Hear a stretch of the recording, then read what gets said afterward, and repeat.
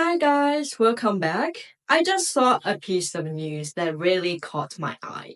A blockchain project known for being too academic and too slow just quietly teamed up with the European Union. Yeah, you heard that right. Cardano might be working with the EU on its digital product passport or DPP project. And trust me, the EU doesn't just work with anyone, they're as cautious as it gets. Now, Cardano and the EU sound like a strange combo at first, but if this thing actually takes up, it could be huge. We're talking about a project with long term global scale.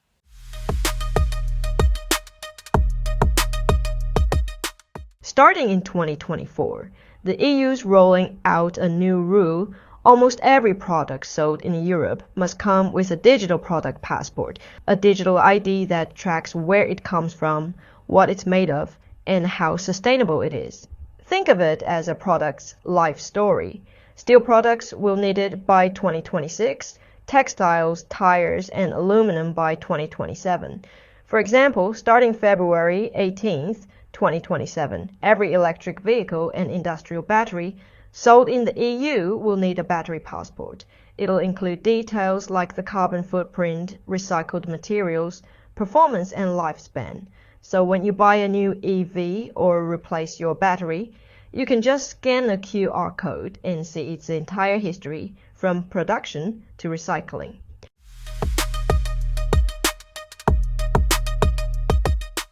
Because the EU wants to do three things: cut waste, stop counterfeits, and make products 100% traceable. Basically, they want every product to have a tamper-proof passport, and that's exactly where blockchain comes in. You can't build a transparent, trustless system on a traditional database, but on Cardano's blockchain, perfect fit.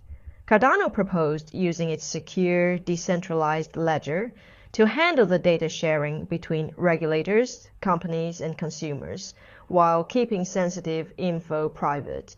Imagine scanning a product and instantly verifying its origin, materials, or carbon score, all backed by Cardano's blockchain.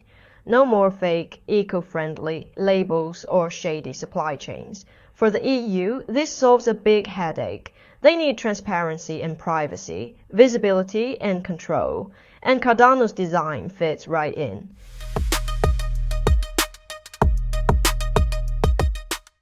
So here is the same reason people say Cardano is slow.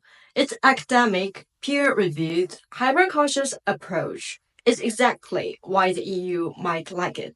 The EU doesn't want fast, they want stable, safe, and sustainable. They'd rather pick a blockchain that can last 20 years than one that breaks 3 years after launch. So for once, Cardano's turtle speed might be its secret weapon.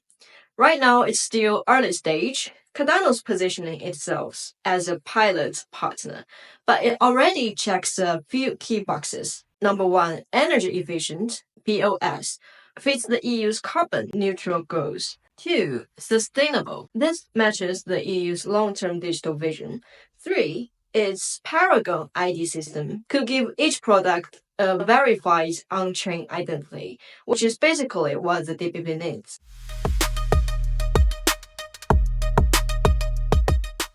This isn't Cardano's first real-world rodeo. Take Apple Sports, a US lacrosse brand that's been around for over a decade. They had a big problem: fake products everywhere.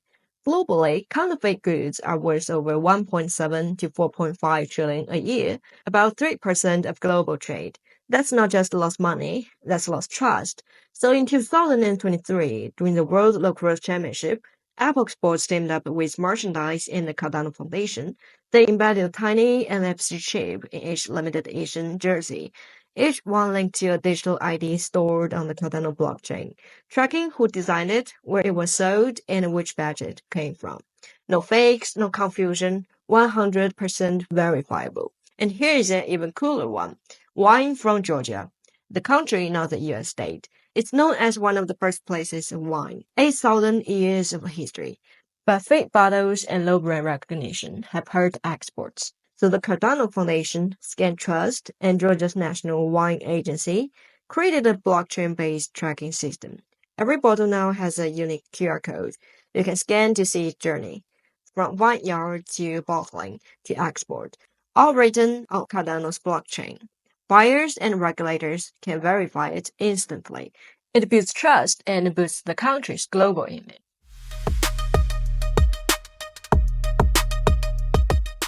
All this real-world data needs serious scalability, and that's where Hydra comes in.